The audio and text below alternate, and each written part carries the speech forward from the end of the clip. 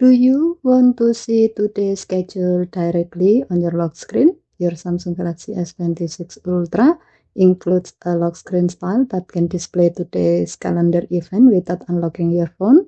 Let me show you how. First, tap and hold an empty area on your home screen. Then tap Wallpaper and Style. Tap the lock screen thumbnail. Next, tap the clock.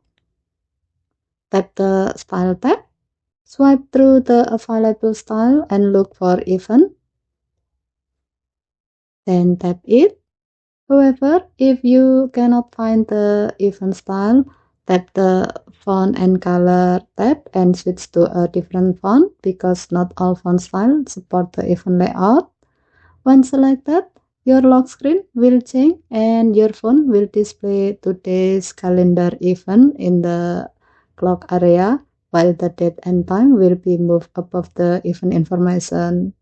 Important note, when using the event layout, the show weather information and show date above clock option become unavailable.